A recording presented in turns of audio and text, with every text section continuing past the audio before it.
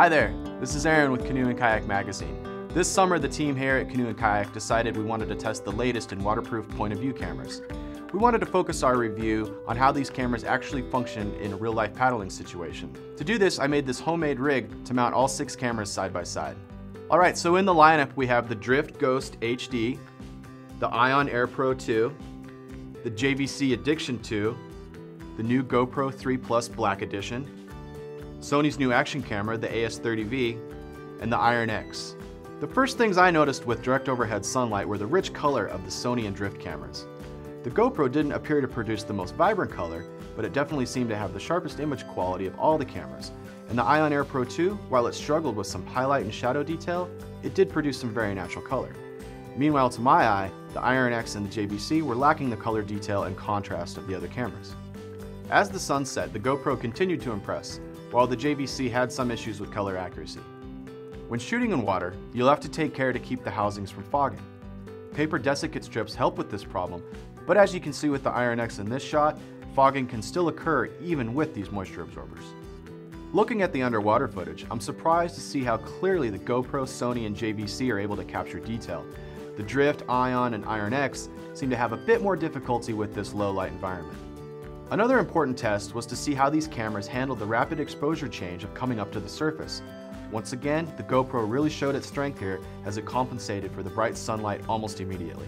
If you're moving in and out of the water, it is also important to consider the water sheeting capabilities of these cameras and their housings.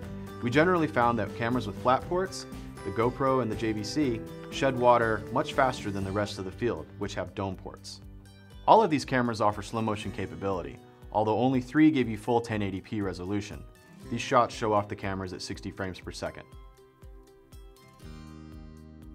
It's probably obvious that the new GoPro Hero 3 Plus Black Edition is our preferred choice.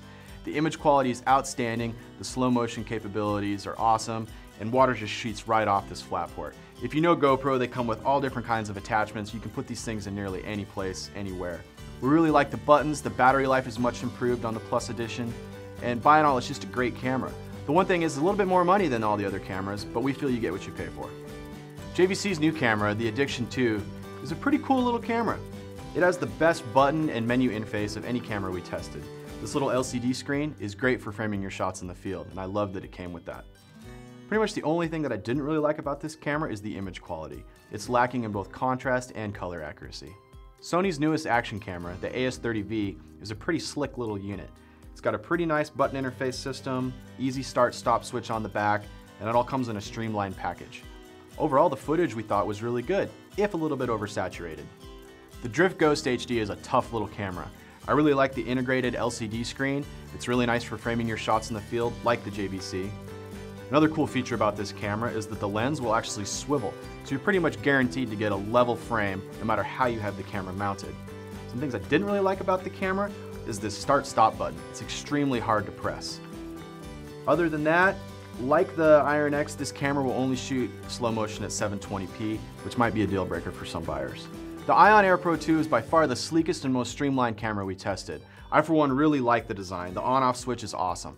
There are, however, some drawbacks with this sleek design. For example, you can't change the resolution settings, check battery life, or even format a memory card in the field without accessing the camera with a smartphone app or via computer. It should also be noted that Ion just released a 3rd generation of this camera that does allow you to shoot 60 frames per second at 1080p. And finally, if you're looking for an affordable way to break into the POV market, you might want to consider the Iron X. The buttons are super easy to use, the footage does hold up pretty well, and it even comes with some nifty gadgets like a remote control wrist strap. All in all, making this camera a pretty decent value. So that's it for the POV camera shootout. I encourage all of you to take another look at the footage and let us know what you think.